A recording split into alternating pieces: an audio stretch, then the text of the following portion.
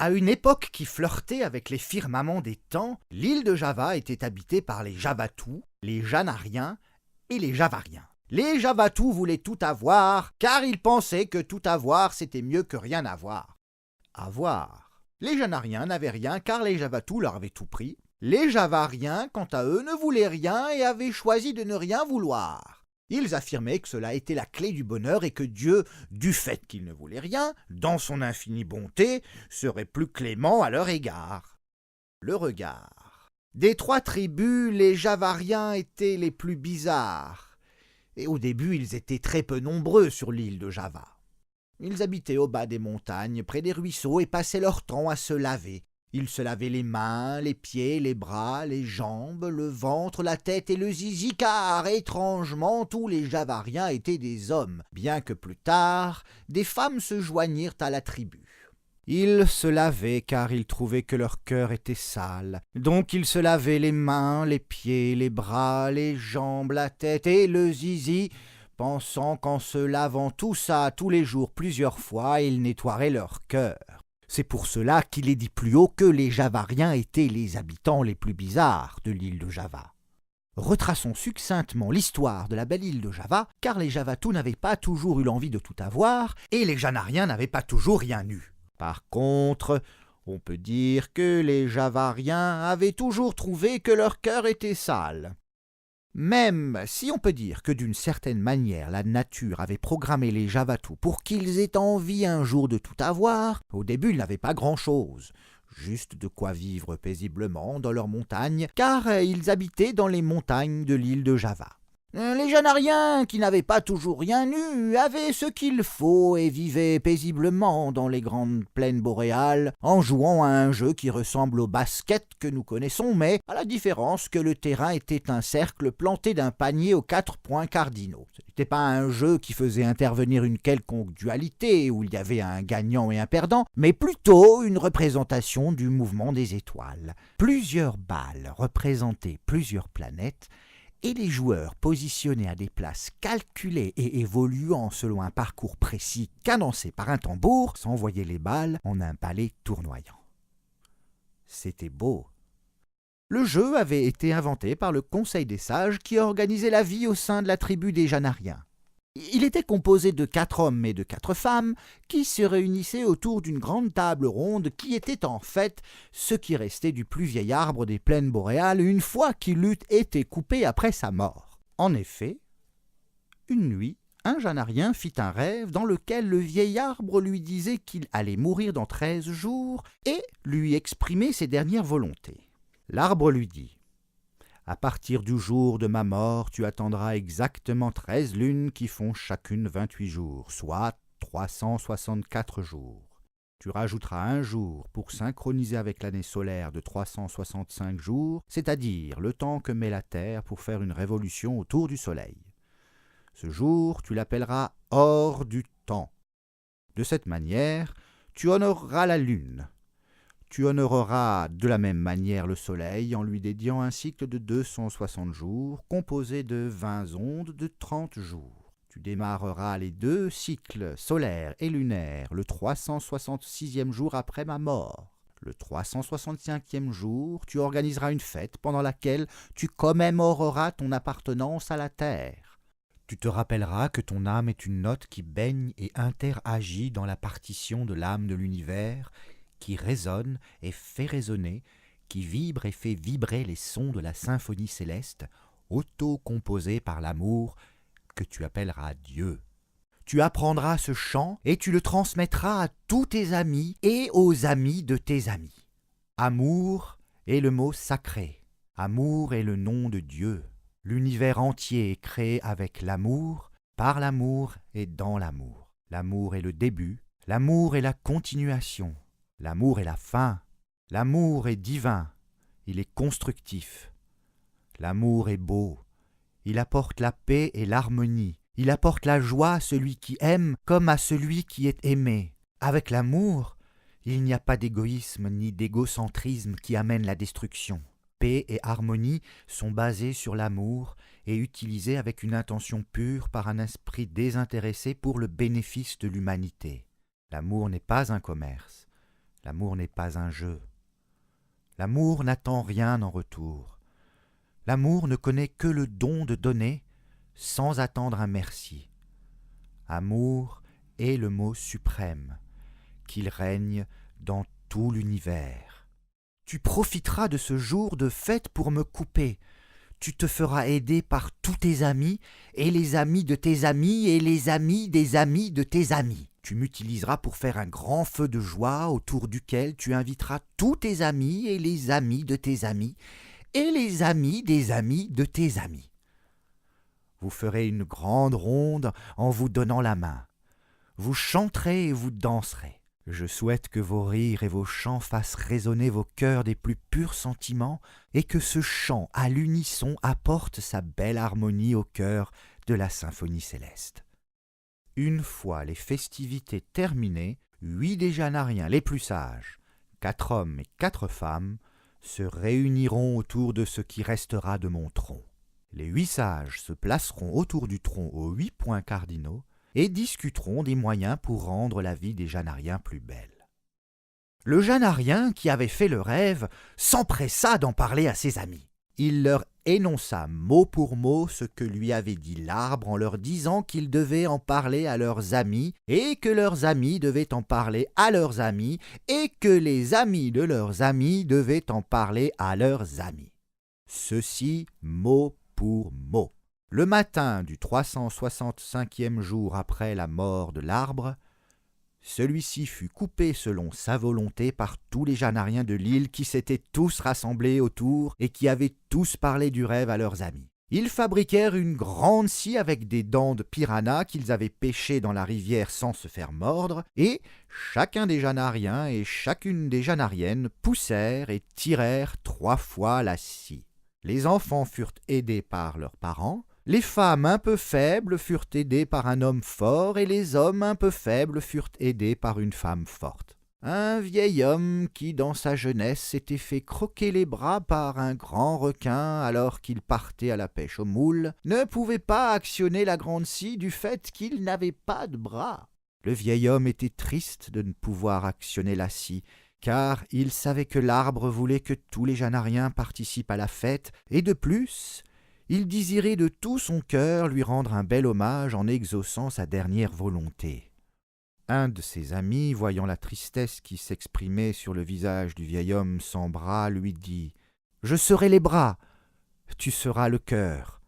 Comme ça, toi aussi tu pourras participer à la grande fête. » À ces mots, le visage du vieil homme s'illumina et un sourire presque jusque derrière les oreilles se dessina sur ses joues.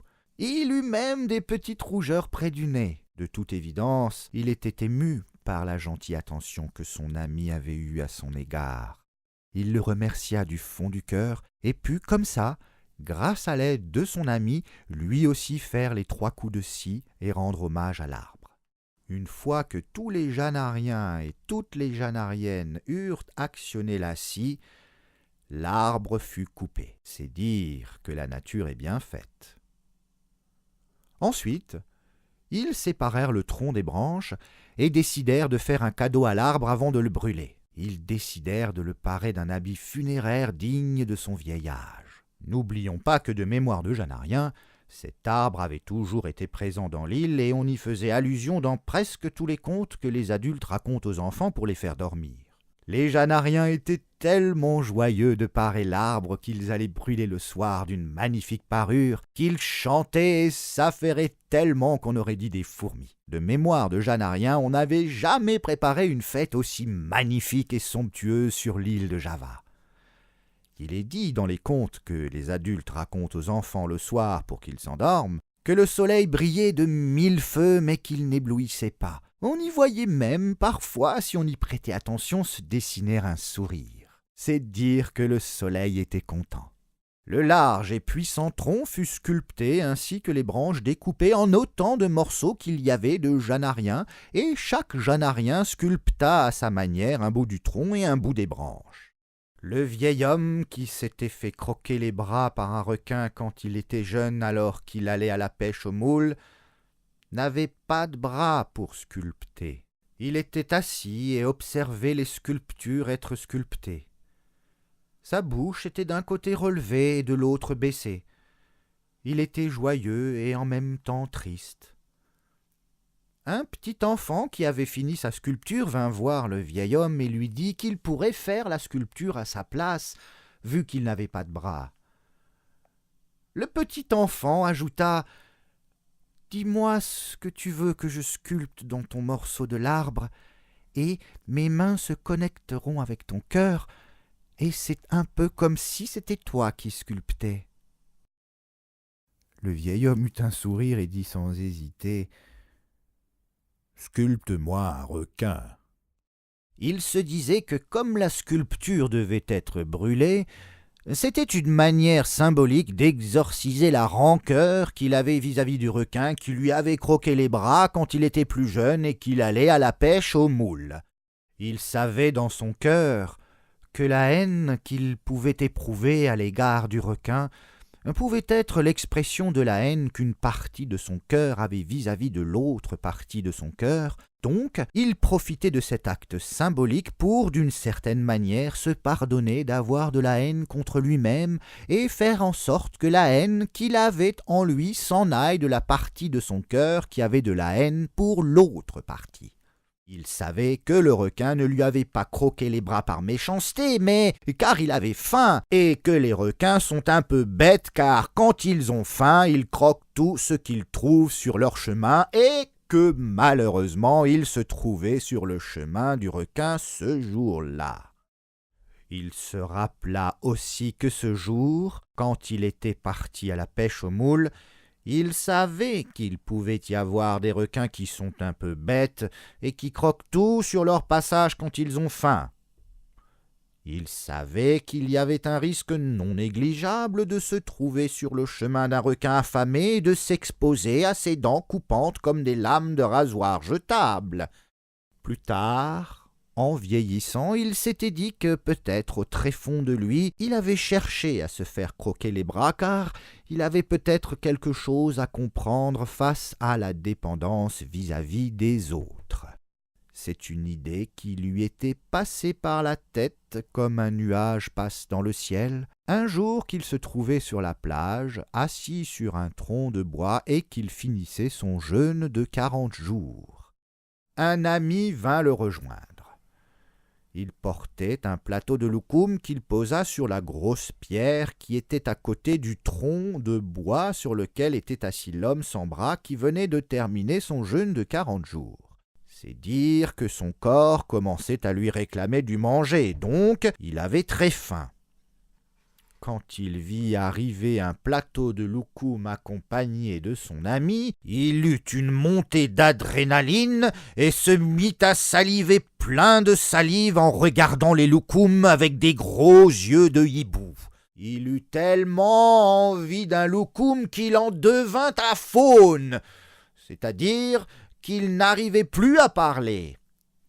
Son ami qui accompagnait le plateau de loukoum était ce jour-là d'humeur joyeuse. Il voulut taquiner l'homme sans bras, mais il ne savait pas que ce dernier n'avait pas mangé depuis 40 jours. Il déposa le plateau de loukoum sur la grosse pierre qui était à côté du tronc de bois sur lequel l'homme sans bras était assis et contemplait avec des gros yeux de hibou les loukoums qui arrivaient sur un plateau.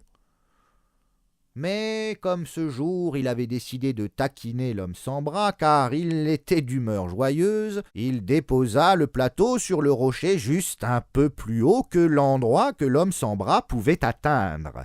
L'homme sans bras faisait des gros yeux de hibou, encore plus gros qu'on aurait dit que le hibou portait 2 monocles comme en portent les méchants comtes allemands chauves. Celui qui avait apporté les loukoums regardait l'homme sans bras faire des gros yeux, mais il ne comprenait pas pourquoi il ne parlait pas et faisait des mouvements avec sa tête et ouvrait sa bouche comme un poisson qui te regarde intrigué par ta présence. L'homme sans bras commençait à faire des petits bonds et essayait d'attraper un loukoum avec la bouche, mais comme le plateau de loukoum était posé sur le rocher juste un peu plus haut que l'endroit qu'il pouvait atteindre même en faisant des bonds, il n'arrivait pas à en attraper un malgré tous les efforts qu'il produisait. L'homme sans bras faisait des yeux de plus en plus gros comme s'ils allaient exploser, et une expression de désespoir commençait à s'exprimer sur son visage. Son ami qui avait apporté les loukoums et qui ce jour était d'humeur joyeuse rigolait dans son cœur, car il se disait que, de toute évidence, l'homme sans bras, par jeu, mimait quelqu'un qui a très très envie d'un loukoum, car il trépignait à présent, se projetait sur le rocher en essayant d'attraper un loukoum, en envoyant à son ami, qui trouvait son jeu très drôle, des regards de plus en plus désespérés. L'homme sans bras n'arrivait toujours pas à émettre un son avec sa voix et était vraiment désespéré car la vue des loukoums avait produit en lui une terrible sensation de faim car il n'avait pas mangé depuis 40 jours. L'autre, entrant dans le jeu, dit dans un grand éclat de rire, car il connaissait l'homme sans bras depuis longtemps et qu'ils avaient l'habitude de plaisanter ensemble et qu'il était son ami, « Pas de bras, pas de loukoum !» L'homme sans bras tomba dans les pommes et fit un rêve dans lequel il mangeait d'énormes gâteaux aux pommes. Quelques minutes plus tard, il sortit des pommes et retrouva la parole devant son ami qui était plié en quatre, qui se tordait de rire jusqu'à en pleurer. C'est à ce moment qu'il se dit à lui-même, comme un nuage passe dans le ciel, qu'au tréfond de lui, il avait peut-être quelque chose à comprendre face à la dépendance vis-à-vis des autres. La nuit tombée, le tronc sculpté fut érigé au milieu d'une grande clairière près de la plage et fut entouré de tous les morceaux de bois qui étaient ses branches et qui avaient été sculptés par tous les Janariens. Sous un beau clair de lune, sur laquelle, si on y prêtait attention, on pouvait voir un sourire, l'arbre fut brûlé et tous les Janariens et toutes les Janariennes vécurent pour beaucoup un des plus beaux jours de leur vie. La fête fut ponctuée de rires, de chants et de musique, et tous les Janariens se donnèrent la main et dansèrent jusqu'à l'aube. Même les anciens, qui étaient vieux et fatigués, et les enfants qui d'habitude ne se couchaient pas aussi tard. L'homme sans bras, qui ne pouvait pas donner la main aux autres, car il s'était fait croquer les bras par un requin, eh ben, les autres le tinrent par la taille, et il participa à la grande ronde. Au moment les plus chauds de la soirée, il alla même jusqu'à tendre le pied et danser sur celui qui lui restait. C'est dire que la fête fut joyeuse. Au petit matin, les Janariens n'avaient pas oublié les paroles de l'arbre qui leur demandait de choisir 4 Janariens et 4 Janariennes pour former le conseil des sages et se réunir autour de ce qu'il restait du tronc du vieil arbre pour discuter de comment rendre la vie des Janariens plus belle. Ils n'avaient pas oublié les paroles de l'arbre et se demandèrent maintenant comment ils allaient choisir les sages. Ils se demandèrent qui étaient les plus sages d'entre eux. Tout de suite, ils se dirent que l'âge n'était pas gage de sagesse, car un enfant avait parfois plus de sagesse qu'un adulte, étant donné que son cœur était encore pur. Chez les Janariens, on avait l'habitude de dire que la vérité sortait de la bouche des enfants. Tout à coup, au milieu du débat, l'attention de celui à qui l'arbre avait parlé dans un rêve fut attirée par un groupe de 8 très vieux Janariens, 4 hommes et 4 femmes, qui étaient assis près des cendres de l'arbre encore fumantes. Ils s'étaient endormis et avaient tous les 8 un petit sourire qui se dessinait sur leur visage. De toute évidence, ils faisaient des jolis rêves. Ils étaient sûrement les 8 plus vieux Janariens, puisqu'ils étaient ceux qui s'étaient endormis juste avant l'aube. Ils avaient dû se dire un peu avant l'aube que les fêtes n'étaient plus de leur âge, et s'endormir car ils se sentaient bien près des cendres encore fumantes du vieil arbre.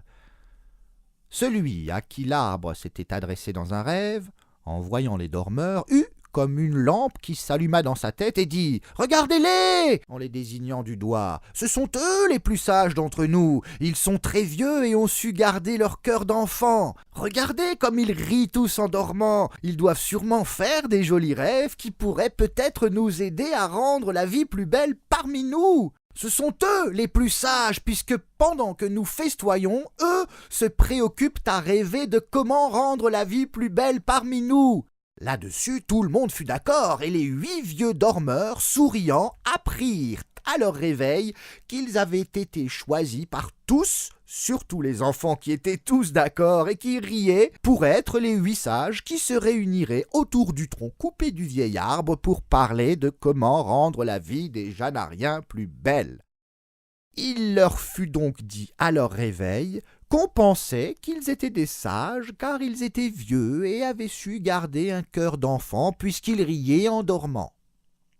Ils étaient purs et avaient connu du fait de leur grand âge toutes les farces que peut faire la vie. C'est pour cela que, selon tout le monde, sauf eux qui n'avaient pas été consultés car ils dormaient en souriant, ils étaient les plus sages entre tous les Janariens.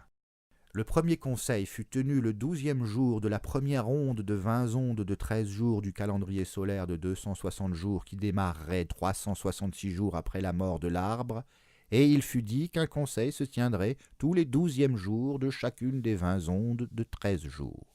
Cela faisait 20 conseils par cycle de 260 jours, et 28 conseils dans une année solaire de 365 jours, qui était composée de 13 lunes de 28 jours, plus un jour hors du temps. C'est aussi lors de ce conseil qu'il fut décidé qu'on observerait les étoiles et qu'un jeu de balles qui représenterait leurs mouvements serait inventé. Les Javatus. Comme l'île était assez grande, au début, les 3 tribus faisaient chacune ses affaires dans son coin en ayant vaguement entendu parler des autres tribus et en ayant vaguement l'intuition qu'ils n'étaient pas seuls sur l'île. Les Javatus, du fait qu'ils habitaient dans les hauteurs des montagnes, pouvaient voir tout ce qui se passait sur l'île. Ils savaient qu'au loin, dans les grandes plaines boréales, il y avait les Janariens qui habitaient là, ainsi que les éléphants qui mâchaient de l'herbe comme si c'était du chewing-gum. Par contre, ils ne connaissaient pas l'existence des Javariens qui vivaient cachés dans la forêt au pied des montagnes et passaient leur temps à se laver le corps, pensant qu'ils nettoieraient leur cœur. Ils étaient bizarres.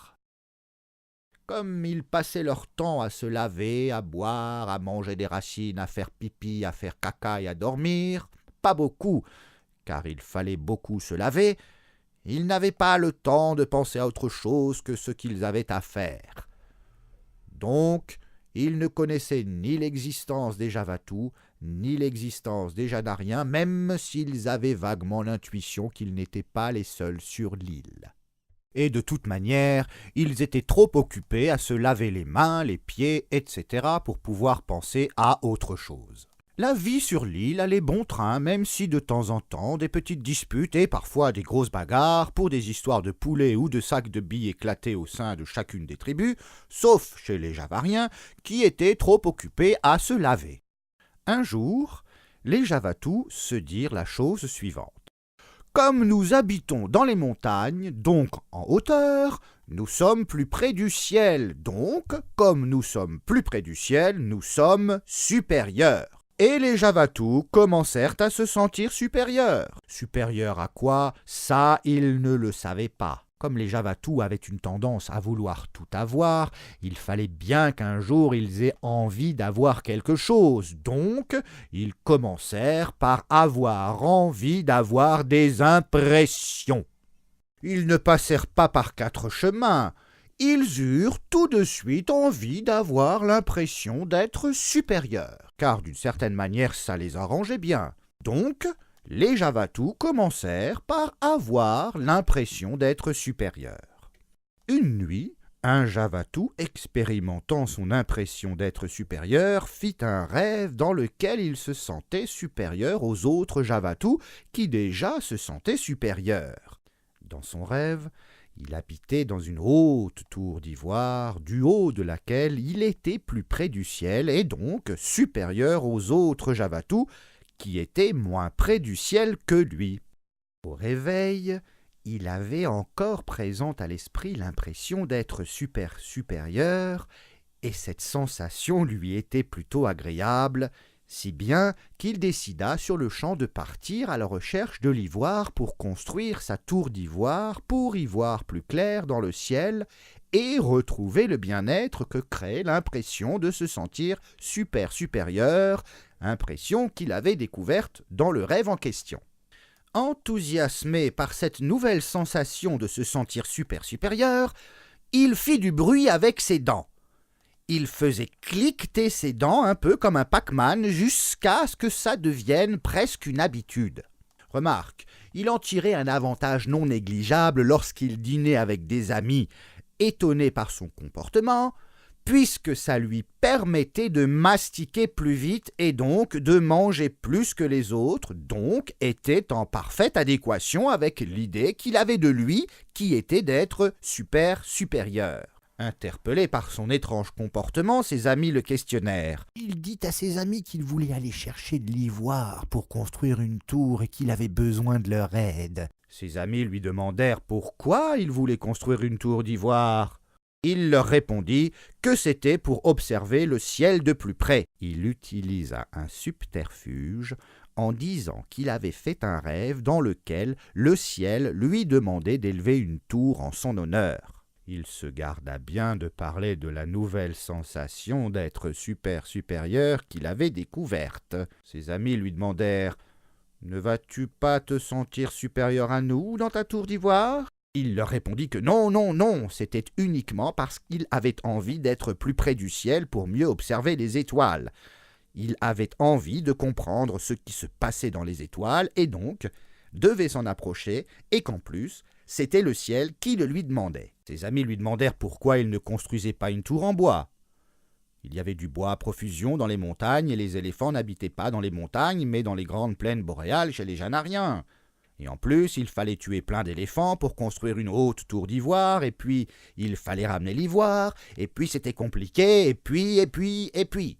Cela amena notre ami qui avait découvert dans un rêve la sensation d'être supérieur à réfléchir, et se dit que peut-être il allait commencer par une tour en bois, sans abandonner l'idée d'avoir un jour une tour d'ivoire. Il dit à ses amis, avec l'arrière-pensée de les persuader de l'aider à construire sa tour d'ivoire plus tard, que, comme le ciel lui avait demandé d'élever une tour en son honneur, ça serait lui rendre hommage que de la construire en ivoire. Comme ça, peut-être que les récoltes de grains seraient meilleures. Ce Javatou-là commençait à avoir l'art du beau blabla, animé par son étrange impression d'être supérieur. Historiquement, il devint le premier politicien de l'île de Java. Définition. Politicien. Être très souvent névrosé au possible, qui fait croire aux gens grâce au beau blabla qu'il va améliorer la qualité de leur existence, alors qu'il en a très souvent rigoureusement rien à foutre. À ce propos, tous furent d'accord et se dirent qu'ils allaient d'abord construire une tour en bois de laquelle ils pourraient mieux observer les éléphants dans les grandes plaines boréales. Plus tard, ils construiraient une grande tour en ivoire pour y voir plus clair dans les histoires du ciel et pour lui rendre hommage afin que les récoltes soient meilleures. Ils adhérèrent tous au conseil du Javatou qui se sentait supérieur, mais tout en se gardant bien de faire croire aux autres Javatou que cela n'était pas le cas, et qui, de par ce fait, inventa la profession de politicien. Puis ils construisirent une tour en bois. Une fois édifiés, les autres, ceux qui n'avaient pas de tour en bois, se mirent à avoir envie d'une tour en bois, puisque les Javatou commençaient à avoir envie de tout avoir. Si bien que rapidement, tous les Javatou habitèrent dans des grandes tours en bois. Cela les confortait dans leur impression de grandeur.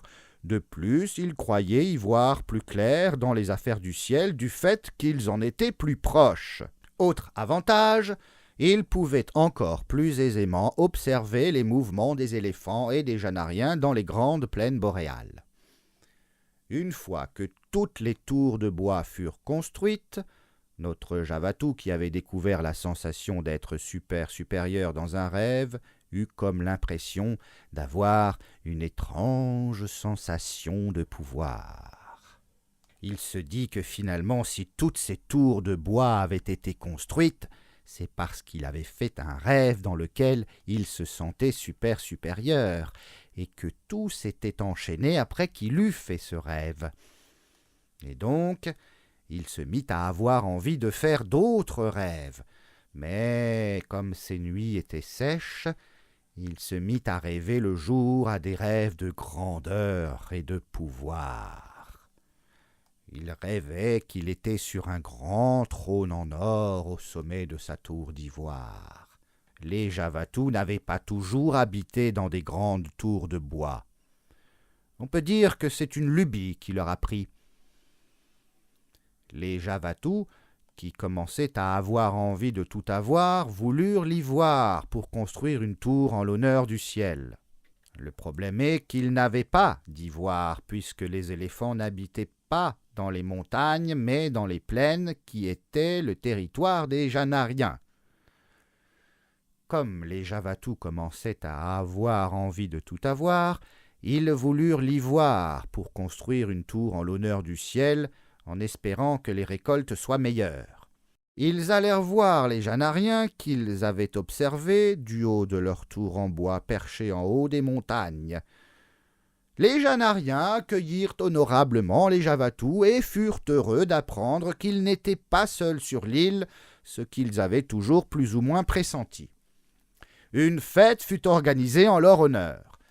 Les Javatou, animés par leur envie de tout avoir, dirent aux Janariens qu'ils voulaient l'ivoire des éléphants qui mâchaient de l'herbe comme si c'était du chewing-gum dans les grandes plaines boréales, territoire des Janariens, et qui étaient leurs amis. Les Janariens dirent que ce n'était pas chose évidente, qu'il fallait en parler au roi des éléphants, leur ami, et que ça les étonnerait qu'ils soient d'accord de donner l'ivoire. Les Javatou, animés par leur envie de tout avoir, commencèrent des négociations, des pressions, des dépressions, des suppressions, des suctions, des incantations, des délibérations, et ça ne menait à rien. Les Javariens répétèrent qu'il fallait en parler au roi des éléphants, leur ami, et que ce n'était pas possible de prendre l'ivoire comme ça. Les Javatou savaient bien qu'ils ne pouvaient pas s'emparer de l'ivoire des éléphants sans l'accord des Janariens, puisque les éléphants habitaient sur les terres des Janariens et qu'ils étaient leurs amis. Désemparés, les Javatou décrétèrent qu'ils étaient des savants car ils habitaient dans les montagnes près du ciel, dans des hautes tours en bois, et qu'ils pouvaient observer le ciel de plus près que les Janariens, donc que leur science était meilleure, ce qui était en parfaite adéquation avec l'impression qu'ils avaient d'être supérieurs. Pendant 5 jours et 5 nuits, les Javatou, animés par leur envie de tout avoir, embrouillèrent et retournèrent le cerveau des Janariens. Ils leur retournèrent tellement le cerveau qu'à l'issue des 5 jours d'embrouille, certains Janariens commencèrent à avoir de l'admiration pour les Javatou qui avaient réussi à les convaincre qu'ils étaient des savants, car ils habitaient en haut des montagnes, plus près du ciel. Certains Janariens commencèrent même à rêver qu'un jour ils habiteraient avec les Javatou dans les montagnes. Donc, à l'issue des 5 jours, les Javatou proposèrent aux Janariens, dont certains rêvaient finalement maintenant d'être un Javatou, car les Javatou, qui étaient maintenant des savants, avaient réussi à les convaincre que c'était mieux d'être un Javatou, car ils étaient des savants, car ils habitaient dans les montagnes, donc plus près du ciel, de leur donner l'ivoire, en leur faisant miroiter qu'ils pourraient peut-être un jour s'installer dans les montagnes, vivre parmi les Javatou plus près du ciel, devenir des savants et connaître Dieu. Les Janariens dirent aux Javatou qu'ils allaient poser la question au Conseil des sages qui devait avoir lieu le lendemain, le 12e jour de l'onde de 13 jours du calendrier solaire composé de 20 ondes de 13 jours, soit 260 jours, en cours depuis la grande fête.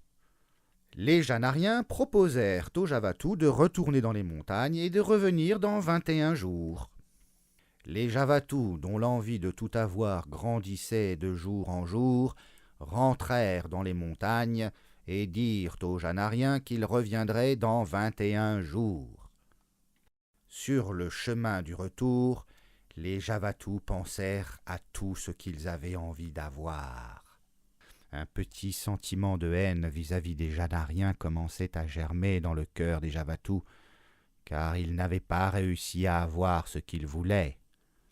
Les Javatous commençaient eux aussi à devenir bizarres, comme les Javariens. Le lendemain, les Janariens qui avaient rencontré les Javatous et qui les avaient accueillis honorablement allèrent voir les sages, qui se réunissaient tous les 12e jours de chacune des 20 ondes de 13 jours du calendrier solaire de 260 jours, autour du tronc du vieil arbre, placé à chacun des 8 points cardinaux, pour discuter de comment rendre la vie des Janariens plus belle. Les Janariens, qui avaient accueilli les Javatous honorablement, dirent aux sages qu'une autre tribu, qui habitait en haut des montagnes, était venue à leur rencontre. Ils leur dirent aussi qu'ils les avaient accueillis honorablement et qu'ils avaient fait une fête en leur honneur. Ils leur dirent aussi que la tribu qui habitait en haut des montagnes était venue les voir car elle voulait l'ivoire des éléphants des plaines boréales.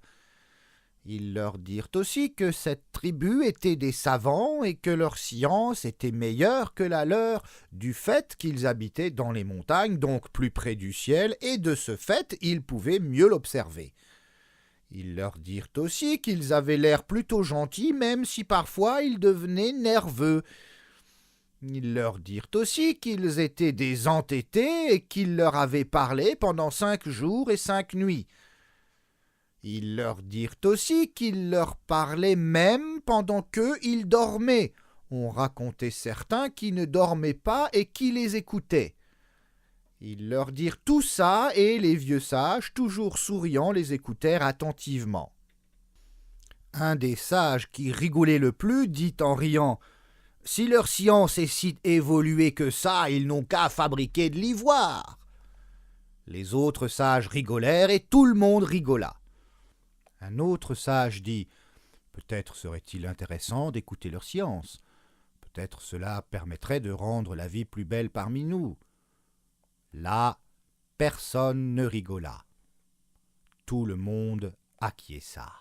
« Oui, oui, peut-être que leur science pourrait rendre la vie plus belle parmi nous. » Dans ce cas, il faudrait aller voir le roi des éléphants et lui dire que nous avons rencontré une tribu dont la science permet peut-être de rendre la vie plus belle parmi nous, et qu'en échange de cette science, il voulait l'ivoire des éléphants.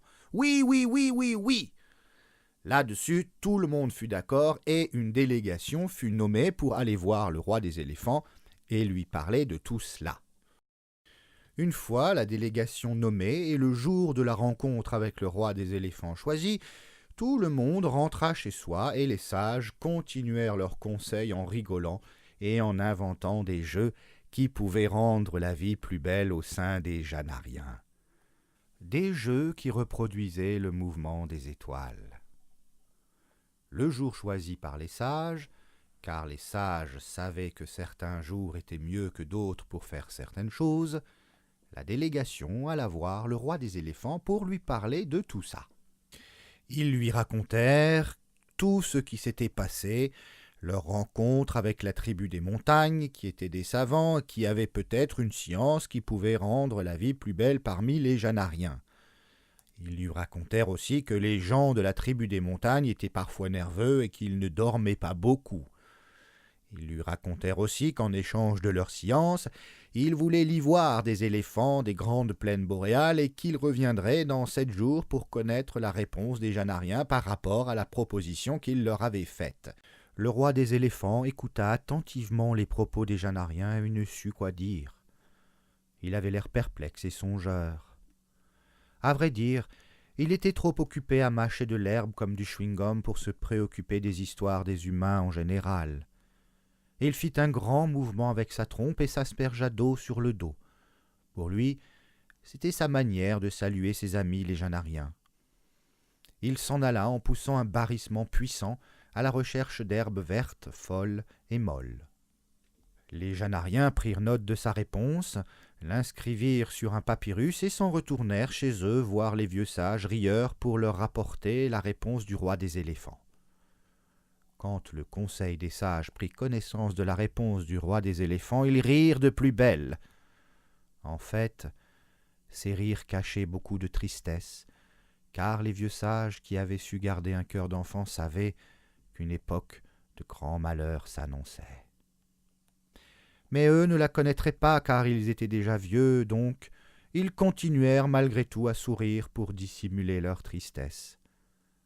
De toute façon, les vieux sages riaient toujours, même devant le malheur, car ils savaient qu'un malheur, petit ou grand, était très souvent le prélude à un bonheur. Ils savaient aussi qu'un malheur était un événement produit par les humains au mauvais moment, à une mauvaise heure, à une malheure, et que cet événement était le résultat d'autres événements produits par les humains à un mauvais moment.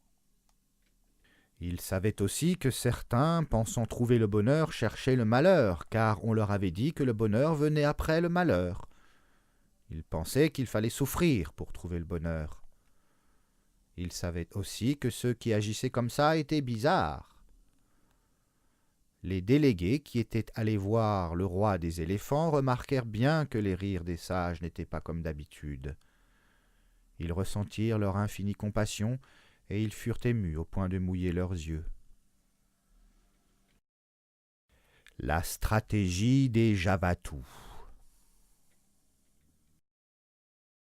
Les Javatous réfléchissaient du haut de leur tour en bois perché en haut des montagnes à comment ils allaient faire pour convaincre les Janariens de leur donner l'ivoire, ce qui n'était pas gagné d'avance. Animés par leur envie de tout avoir, les Javatous parlaient tous ensemble et celui qu'ils écoutaient était celui qui parlait le plus fort. Celui qui parlait le plus fort était celui qui avait le plus envie de tout avoir. Pendant la discussion houleuse, un Javatou parla plus fort que les autres et dit « Comme les Janariens sont les amis des éléphants, ils n'accepteront pas de nous donner l'ivoire sans rien en échange. » À ces mots, il y eut un grand silence. Tout le monde se regarda en chien de faïence. Un petit enfant Javatou profita du silence pour dire « Comme nous n'avons rien à leur donner qui puisse les intéresser, nous ferions mieux d'abandonner d'avoir l'ivoire et nous contenter de faire une très belle tour en bois, encore plus belle et plus haute que la tour que vous voulez construire en ivoire. Comme ça, nous rendrons aussi un bel hommage au ciel. » À ces mots, tous les Javatous se mirent à crier sur le petit enfant en lui disant de se taire, car les enfants n'ont pas à se mêler des discussions des adultes, et le brouhaha reprit de plus belle. Au milieu de celui-ci, le Javatou qui avait rêvé de sa tour d'ivoire et qui, enthousiasmé par ce rêve, s'était mis à faire cliqueter ses dents en ouvrant et fermant la bouche comme un Pac-Man et s'en était devenu une habitude, hurla plus fort que les autres et dit « Inventons l'argent !» À ces mots, il y eut un grand silence, et tous les Javatous se regardèrent dans le noir des yeux, eurent un petit sourire de satisfaction sur le coin des lèvres qui trahissait la pensée qu'ils avaient tous dans la tête. « Enfin je vais pouvoir tout avoir !» Car ils pensaient tous qu'ils allaient enfin pouvoir tout avoir. Le grand silence fut brisé par plein de oui. Un oui par-ci, un oui par-là, un autre oui par-ci, puis 2 oui par-là, puis 10 oui ensemble, et puis tous, se regardant dans le noir des yeux avec un petit sourire sur le coin des lèvres, se dirent « Oui, oui, oui, inventons l'argent !» Un autre continua, « Comme ça, grâce à l'argent, ils nous donneront l'ivoire contre de l'argent, et avec l'argent qu'on leur aura donné contre l'ivoire, ils nous achèteront notre science. À nous de réussir à les convaincre que notre science est meilleure que la leur. » Les Javatous, qui n'étaient des savants que dans l'art d'obtenir ce qu'ils avaient envie d'avoir, cherchèrent une solution pour convaincre les Janariens que leur science était meilleure. Finalement, ils revinrent sur leur première idée qui était de leur dire que comme ils habitaient dans les montagnes et qu'ils avaient construit des tours pour être plus près du ciel et donc de pouvoir mieux l'observer, leur science était meilleure que celle des Janariens. Et de leur dire en plus que, grâce à leur science, ils avaient eu l'idée de construire des tours pour mieux observer le ciel, donc construire des tours était une bonne chose pour le bien de tous, car elle permettait de mieux comprendre le ciel, donc leur science était meilleure. Ces propos furent tenus au milieu d'une cacophonie par un Javatou qui cria plus fort que les autres, et à ces mots tous dirent « Oui, oui, oui, oui » en se regardant comme des chiens de faïence. Les Javatous se présentèrent chez les Janariens le jour convenu, soit 21 jours après leur première visite. Ils furent honorablement accueillis par les Janariens qui avaient fait des colliers de fleurs et leur avaient offert. Les Javatous n'offrirent que leur présence, ce qui était tout à fait en adéquation avec l'idée qu'ils avaient d'eux-mêmes. Une fête fut organisée en l'honneur des Javatous qui parlèrent beaucoup de leur science et se montrèrent gentils aux yeux des Janariens. Ils parlèrent de leur science pendant 5 jours et 5 nuits sans dormir. Ils parlaient fort et près des oreilles des Janariens qui, à la fin de la journée, s'endormaient un peu sourds, alors que les Javatous continuaient à leur parler de leur science même pendant qu'ils dormaient. Les Javatous, étant animés par leur envie de tout avoir, pensaient que, s'ils parlaient fort et près des oreilles des Janariens, ceux-ci seraient plus vite d'accord avec eux sur le fait que leur science était meilleure. Pendant 5 jours et 5 nuits, les Javatous retournèrent la tête sans s'énerver des Janariens et s'infiltrèrent dans leurs esprits comme des serpents siffleurs. À l'issue des 5 jours, les Javatous demandèrent aux Janariens, dont certains pensaient à présent que les Javatous étaient des grands savants, s'ils avaient réfléchi à la demande qu'ils avaient faite lors de leur dernière visite à propos de l'ivoire. Les Janariens répondirent qu'ils avaient posé la question au Conseil des sages et que le Conseil des sages leur avait dit d'aller voir le roi des éléphants pour lui parler de l'ivoire que voulaient avoir les Javatous. Ils dirent que le roi des éléphants avait écouté leurs propos en mâchant de l'herbe comme du chewing-gum et qu'il ne sut quoi répondre, et qu'après les avoir attentivement écoutés, il s'en était allé à la recherche d'herbes vertes, folles et molles.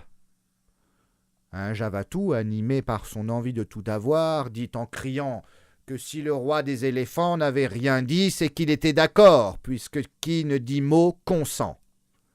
Là-dessus, les autres Javatous dirent tous ensemble « Oui, oui, oui !» Les Janariens dirent que ce n'était pas la peine de crier, qu'ils n'étaient pas sourds, même si les soirs précédents ils s'étaient endormis un peu sourds, car les Javatous leur avaient parlé fort et près de l'oreille sans s'arrêter. Les Javatous utilisèrent un subterfuge et dirent aux Janariens, à ceux qu'ils avaient convaincus qu'ils étaient des savants, qu'ils avaient besoin de l'ivoire pour construire une grande tour en l'honneur du ciel qu'ils leur avaient demandé. Ils leur dirent aussi que comme ça, le ciel, pour les remercier, leur livrerait encore plus ses secrets. Ils leur dirent aussi que les secrets que leur livrerait le ciel, ils les donneraient aux Janariens en échange de leur ivoire. Ceux des Janariens qui maintenant pensaient que les Javatous étaient des savants furent d'accord de donner l'ivoire en échange des secrets que livrerait le ciel aux Javatous. Ils demandèrent combien de secrets du ciel les Javatous leur donneraient en échange de combien de défenses d'ivoire. Là-dessus, les Javatous, animés par leur envie de tout avoir, dirent que, grâce à leur science, ils avaient inventé un moyen d'échange qui s'appelait l'argent, et que grâce à celui-ci, ils pourraient vendre leur science et plus tard d'autres choses aux Janariens.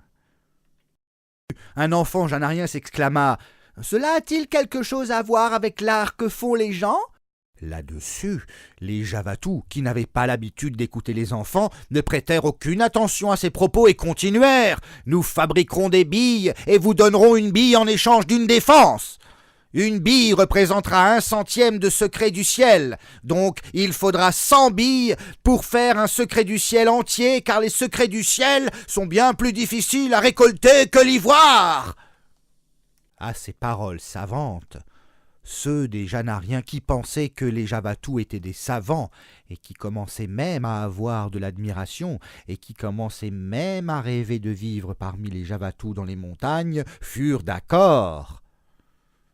Ceux des Janariens qui rêvaient maintenant de vivre dans les montagnes car les Javatous avaient réussi à les convaincre que c'était mieux, tuèrent presque tous les éléphants de l'île de Java.